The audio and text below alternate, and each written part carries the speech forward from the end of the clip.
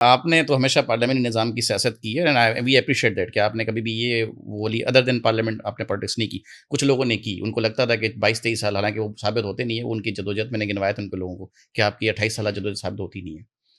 बहरहाल मैं इस पे फिर के बात करूँगा। लेकिन उसके बावजूद वफ़ाक ने बहुत अरसे तक मतलब 3 सूबे आपके महरूमे के शिकार हैं। सिंध का तो बहुत बड़ा शहर है ना, कराची 60-70% आपका रेवेन्यू जनरेट कर रहा है।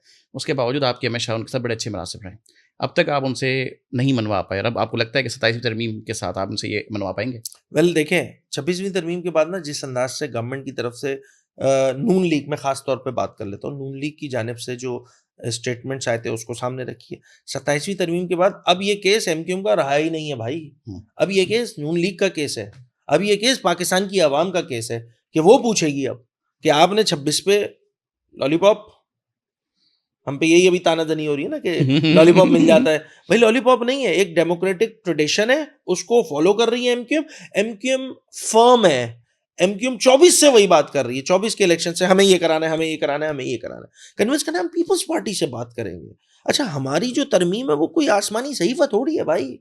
अगर उसमें समझते हैं जी इसमें प्लस माइनस करने की ज़रूरत है तो let's sit together. Pakistan people's party भी भाई बड़ी जमात है, हम मानते हैं बड़ी जमात हो आप। हमें बात करनी होगी क्योंकि एक पॉलिटिशियन के पास जो टूल है, जो सबसे बेस्ट टूल होता है वो होता है डायलॉग एंड डिस्कशन। ऐसा ही है। जब तक आप डायलॉग एंड डिस्कशन नहीं करोगे तो हल निकलना नहीं है। तो हम जो बात कर रहे हैं वो बात कर रहे हैं पाकिस्तान की आवाम की। और अब ये तरमीम एमक्यूएम की तरमीम नहीं रही है। देखें, राना सनाउल्लाह का बयान ऑन रिकॉर्ड मौजूद है कि 28वीं तरमीम में जो है वो इसमें बल्दियाती चीजें इनकॉर्पोरेट हो जाएंगी, एमक्यूएम की रिक्वेस्ट है।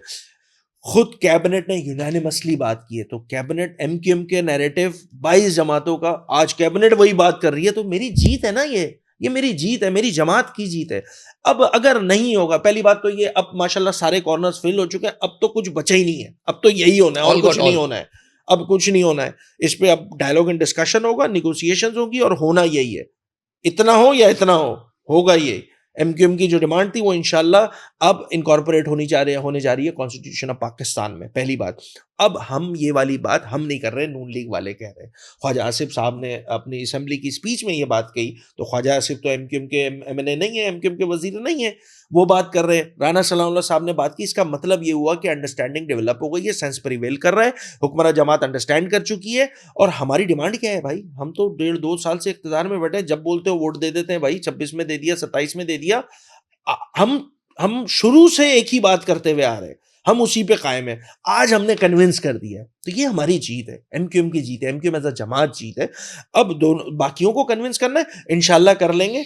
और जिस तरह ना चाहते हुए भी इस सूबे में ज़राअत पे टैक्स लगाना पड़ गया ना इस पीपल्स बिल्कुल, पार्टी को, जबकि ये तो बड़े मुखालिफ थे, नो तो वन लगा वांटेड, दिया ना। लगा दिया। किसी की डिक्टेशन पे लगाया, कुछ हुआ, तो ऐसी बहुत सारी डिक्टेशन इस मामले में भी आ जाएगी, क्योंकि अब इस दफा मसला आवाम का है।